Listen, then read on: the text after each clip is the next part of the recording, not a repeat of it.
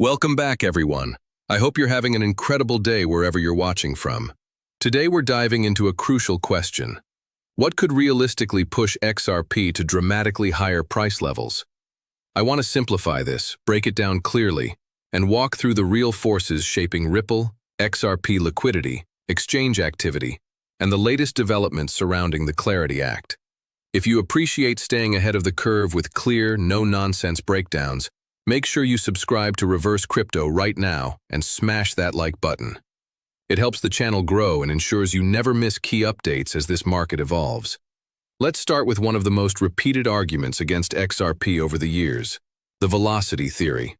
Critics claim that because XRP is designed for payments and fast turnover, it can never reach extremely high prices. This narrative has circulated for years, yet it continues to fall apart under serious scrutiny. Even David Schwartz himself has addressed this misconception. What many overlook is that liquidity efficiency actually improves at higher price levels. When assets operate at low valuations, large transfers create slippage, fragmentation, and corridor imbalances. Higher price density reduces those inefficiencies and allows massive value to move with minimal token displacement. Now step back and look at the broader picture. We are entering a phase where trillions of dollars are moving on-chain. Not hypothetically, not conceptually, actively. We're talking about tokenized bonds, tokenized equities, derivatives, structured products, and on-chain lending markets. This is not retail speculation. This is institutional-scale capital preparing for digital settlement infrastructure. And here's the key. Price is not driven solely by velocity. It's driven by supply, demand, holding behavior, and capital inflows. Look at Bitcoin. It started at pennies. Today it trades above six figures. Not because it's constantly transacting at lightning speed, but because investors hold it. Institutions accumulate it. It became a store of value asset through demand compression. The same dynamic can apply here. When massive institutional capital flows into an ecosystem, velocity arguments become secondary. Speculative positioning, long-term holding, collateralization, and treasury allocation can overwhelm transactional turnover. Artificial intelligence models analyzing this dynamic consistently highlight one thing. If demand outpaces available liquid supply, price expands, regardless of theoretical velocity constraints. Now imagine tokenized financial markets layered on top of XRPL infrastructure. When high-value settlements occur, you need price density to minimize slippage and optimize capital efficiency. Large institutions do not want fragmented liquidity pools. They want depth, stability, reliability. A higher XRP price supports exactly that. This is where the discussion transitions from retail speculation to market structure evolution. Because what we're witnessing right now is infrastructure build-out, not hype cycles. Now let's move to what's happening inside the Ripple ecosystem. Binance recently listed RLUSD on the XRPL, enabling spot trading pairs and approving it as collateral. This development isn't minor. It allows RLUSD to function as eligible margin within one of the largest global derivatives venues. Why does that matter? Because high-quality regulated collateral being accepted inside derivatives markets directly affects institutional capital deployment. It reduces fragmentation between stablecoin venues and strengthens balance sheet efficiency for major players. This is how financial systems mature. Ripple has also been aggressively expanding through acquisitions. Since 2023, the company has invested approximately $2.7 billion acquiring strategic firms. Major purchases include Medico, Hidden Road, now operating as Ripple Prime, and G Treasury.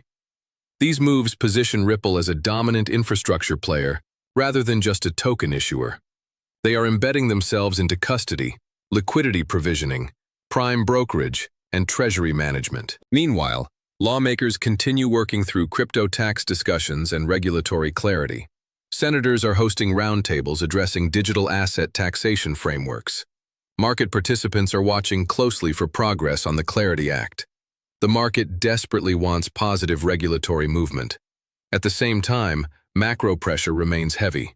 Tariff uncertainty, geopolitical tensions, and trade policy friction are weighing on equities. The Dow recently dropped hundreds of points following renewed tariff escalation threats. When macro volatility increases, risk assets pull back, and crypto feels it immediately. However, regulatory progress appears closer than ever. White House crypto policy leadership has indicated that gaps around stablecoin regulation have narrowed considerably. Discussions are ongoing regarding broker-dealer custody approval, yield structures, and how to balance banking concerns with innovation growth. No bill will be perfect. Compromise is inherent in the legislative process, but the focus appears to be delivering workable policy rather than ideological perfection. And that's critical, because once foundational regulatory clarity is achieved, it unlocks institutional participation at scale. The domino effect could be substantial. Add to this the upcoming XRP-focused events featuring Ripple leadership. Executives including Brad Garlinghouse and David Schwartz are expected to address stablecoins, real-world asset tokenization, cross-border payments, CBDCs, and regulatory alignment. This convergence matters. You have institutional infrastructure being built. You have stablecoin collateral integration expanding. You have regulatory frameworks approaching decision points. You have tokenized markets preparing to scale. You have macro volatility suppressing short-term sentiment.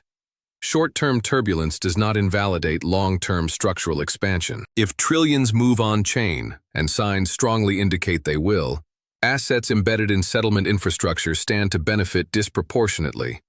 But let's go even deeper. Institutional capital does not deploy randomly. It moves when three conditions align: regulatory clarity, liquidity depth, and operational reliability. We are seeing progress on all three fronts simultaneously. That alignment rarely happens by accident. Liquidity depth improves when more exchanges integrate products like RLUSD as collateral. Regulatory clarity advances when policymakers publicly signal narrowing gaps in legislation. Operational reliability strengthens when infrastructure firms acquire custody providers, prime brokers, and treasury platforms under one strategic umbrella. This creates network effects. The more institutions that integrate XRPL-based tools, the more liquidity circulates within the ecosystem. The more liquidity circulates, the more efficient settlements become. The more efficient settlements become, the more attractive the infrastructure is for additional capital. That cycle feeds itself. It's also important to understand the psychology of markets. Price suppression during macro uncertainty often creates accumulation phases.